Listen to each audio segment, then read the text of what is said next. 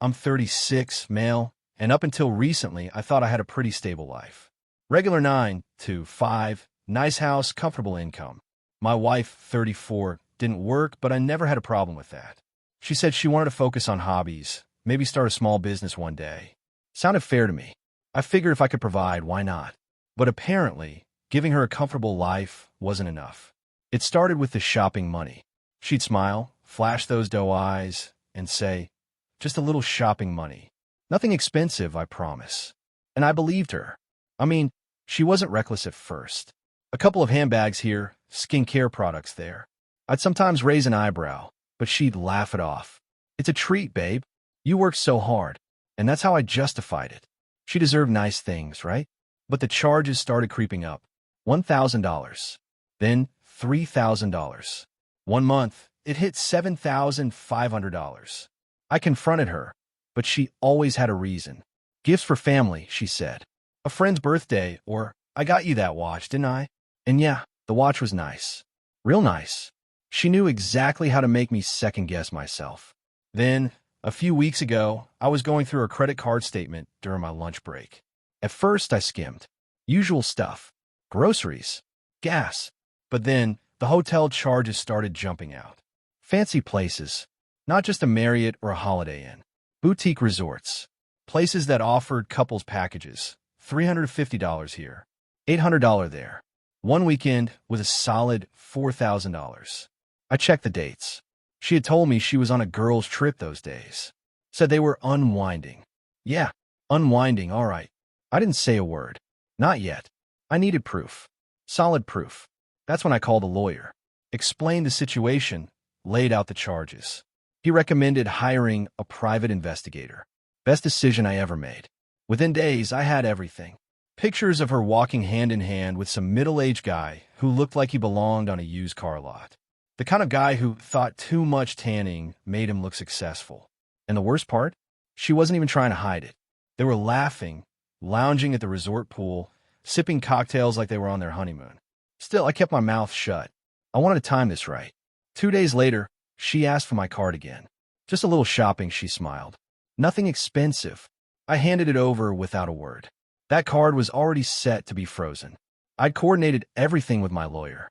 Bank accounts? Frozen. Credit cards? Locked. Even the joint savings? Separated. And then I waited. She told me she was heading to the spa for the weekend. I knew exactly where she was going. Back to that same resort. Back to him. My lawyer even got the security footage afterward. There they were, checking in, champagne in hand. Living the dream until the bill came. Right at their fancy steakhouse dinner, the waiter politely leaned down. "I'm sorry, ma'am. Your card has been declined." She tried another. Declined. Another. Declined. She stormed off, dragging Mr. Tanning Oil with her. The resort manager pulled her aside. "We'll need another form of payment." But she had nothing. The joint account she thought she could rely on? Empty. Her personal cards? Frozen. Even the secret account I'd found? Gone. They were forced to leave. No refund. "No, we're sorry for the inconvenience." Just public humiliation. While all that was happening, I was sitting comfortably in my lawyer's office, signing the divorce papers. Irrefutable evidence of her affair. Her financial misconduct. And in our state, that meant I was in for a very favorable outcome. When she finally came home, she slammed the door so hard, I swear the walls shook. "What did you do?" she screeched. "I froze everything," I said calmly. "I know. About him. About the hotels. About all of it." Her face twisted. "You had no right." "No right." I laughed. "You spent $23,000 on your little trips. You lied. You stole.